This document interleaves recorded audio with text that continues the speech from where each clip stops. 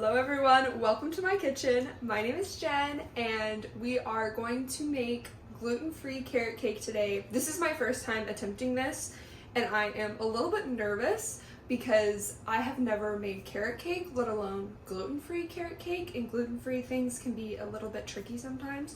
So I'm curious to see how this plays out. I have all of my recipe printed out and we're going to attempt this. So hopefully it's good. But I'm going to walk you through the whole process. Even if this is a complete fail, you're going to see it right here.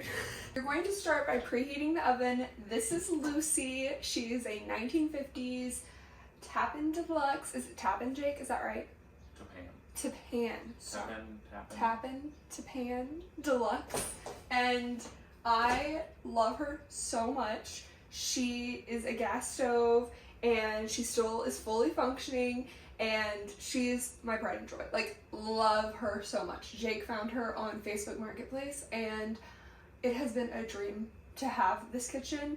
And she's a little squeaky. She's got some little odds and ends, but I have a oven thermostat that I put in the oven so I can actually see like what the temperature is, because especially with these old stoves, sometimes you never know if the temperature is right and you have to be careful. Preheat the oven now. And we're preheating to 350, so this is 375, so I'm just gonna go a little bit under that. These two round pans, and I'm just going to cut out circles for them to fill the bottom for when I put the cake batter in so they don't stick, because I am doing a double layered with a cream cheese frosting, and so this will make it a lot easier for them to pop out.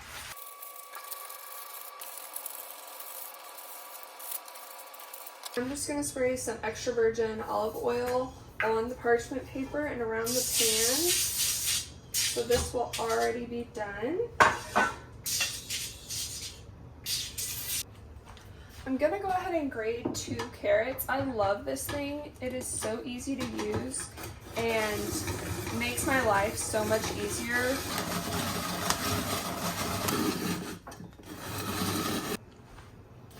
Now I have all of my ingredients here, and we are going to start by adding all of the wet ingredients into the KitchenAid and mixing them up. So really it's going to be the oil and the eggs to start, and just start by mixing all of those up. Then in a separate bowl we're going to combine all of the dry ingredients and mix those up, and then we'll add the dry ingredients to the wet ingredients very nice and slowly. Also, I have set out the butter and the cream cheese for the cream cheese frosting for later, so this can start getting to room temp, so it'll be easier to decorate the cake later. So we're adding 4 eggs and 1 cup of oil of your choice. I'm using extra virgin olive oil. And we're gonna just mix that on low.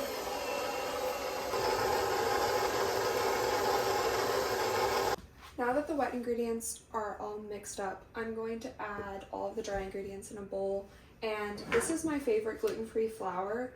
It is King Arthur's gluten-free flour. I have a little label on it.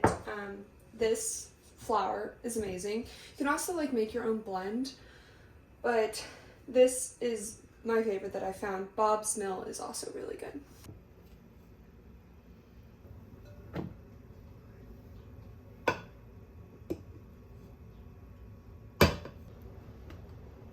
Cups of flour,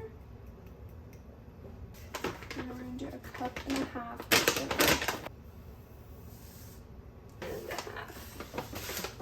We're going to add a few shakes of salt, going to add some baking powder, and about a teaspoon of baking soda. I do not ever measure my teaspoons or tablespoons. I know I should, but I measure with my heart, and that's what matters. I'm editing the video where Jake just realized that I did not measure my tablespoons and my teaspoons. And he's got... This explains a lot. We haven't even tried the cake yet. It's dinner tonight, but we were just talking. It does. It looks great. Yeah. But he doesn't think that that it's gonna be good. I didn't say this one won't be good. I'm just saying you're going to the casino and pulling that down and seeing if you're going to win or not. And I think this one might be a win. That's not true. That's not true. Just spray. Just a little sprinkle. You measure with your heart. Yeah, you measure your baking soda with your heart. Just put it whatever. Put as much salt as we want in there. No, it's not the same. Yeah. I'm gonna add all of the seasonings now. This is a brand new allspice that I just bought last night. A few shakes of that. Gonna add some grounded cloves. Just a little bit. Add some nutmeg. And then I have 2 different kinds of cinnamons. I feel like this helps with the flavor of everything. This is just regular cinnamon from Aldi, and then this just has a slightly different flavor of cinnamon, and I feel like they also combine really nicely, so we're gonna add both of those. Now we're gonna mix all of the dry ingredients together.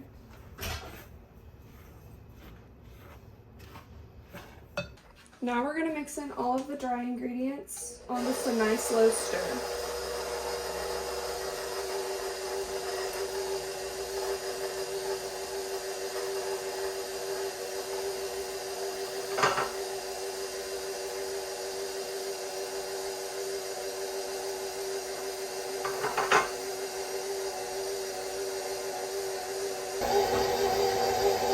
Once the cake batter looks about like that, you're just gonna put it on stir, and I'm gonna stir in all of the carrots because this thing is so useful. And then I'm also going to add some pecans because I feel like the nuts really add a good flavor to carrot cakes. Measure with your heart. Jake's taking care of it for me. What do you think, babe? It's good stuff. Tastes good. Tell you what. Okay, the batter looks amazing. I'm so pleased with it. Now we're going to spoon out the batter into the baking pans evenly. I want them as even as possible.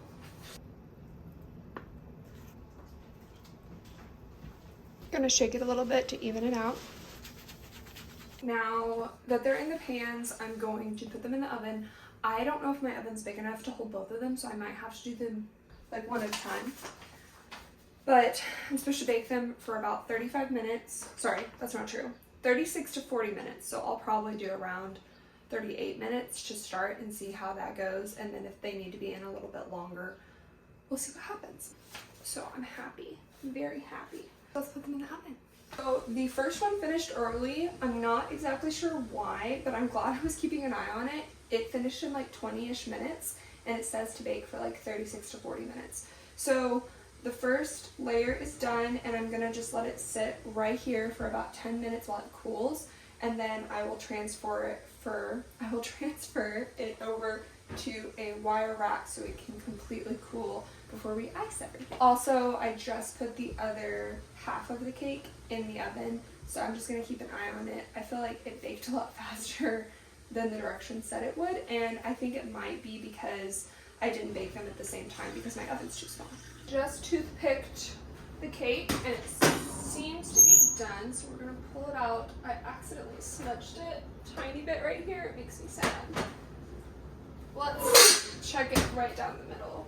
This one looks less brown than the other one. I feel like the other one just baked so fast, and I don't know why. Toothpick is clean. So we're gonna let all of that set. I'm gonna turn off the stove. Gonna let it cool down. Gonna let the cake cool down, and I'm gonna turn off the stove.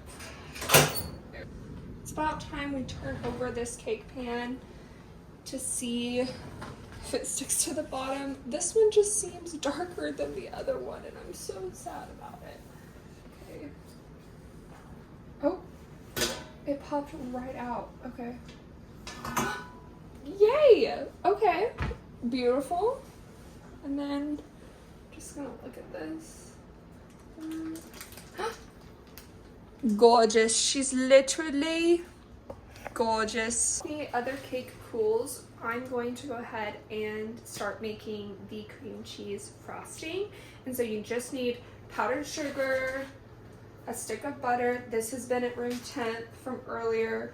a whole thing of cream cheese, and I'm actually going to use vanilla bean paste for this. You can use vanilla extract, that's totally fine. So I've added the cream cheese and the butter, and then we're just going to add about that much of the vanilla bean paste, maybe a tiny bit more actually. A little goes a long way. And then we're going to cream all of that together before adding any powdered sugar.